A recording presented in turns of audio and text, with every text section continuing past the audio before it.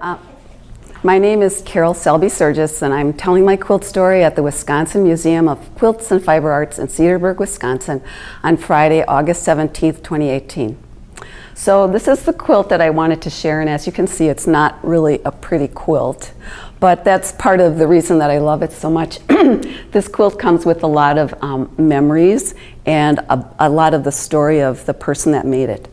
This quilt was made by Astrid Otteson Selby, who is more commonly known as Esther, and she was my grandmother. She was born in Stewart, Illinois in 1887. Her parents and three of her older siblings immigrated from Denmark.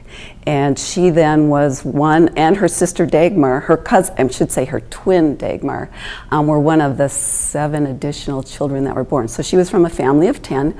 They pretty much lived a hard scrabble life working on a subsistence farm.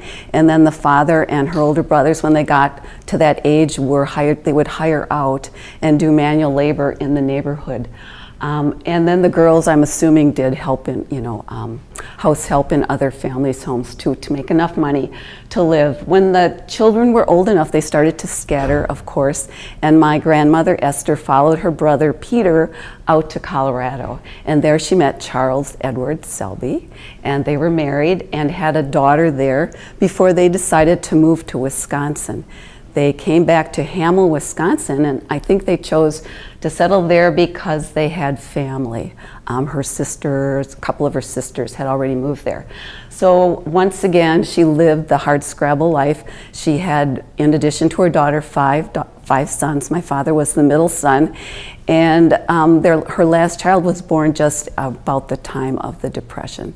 So she lived the life of what many women did in rural communities. She was responsible for the food, for the clothing, and for keeping the family comfortable. And so fortunately, she was very talented with needlework, and she would make quilts, and this is just one of many of the quilts that were made.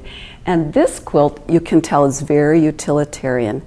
She used, I'm assuming, just wool that she found from used clothing that the family had, coats and jackets and other kinds of things, just pulling it apart and putting it together. And if you look closely, she was so frugal that even at points she pieced the pieces. So she used everything she had.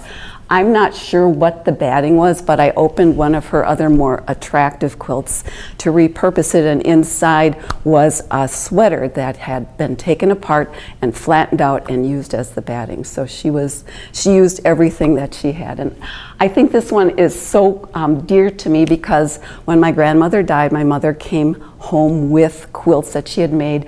This was one. It went on my bed when I was about 8 years old, and I remember the first time I laid under it. It was so heavy that I could barely turn over.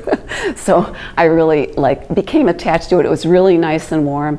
And as I said, she made some other beautiful quilts, but my mother kept those, the fancy ones, especially the one that was made specifically for me, in a special place so that I never even knew I had it until I was grown up, because she wanted to keep it. But this one we use, this one I love, and this was the one I wanted to share.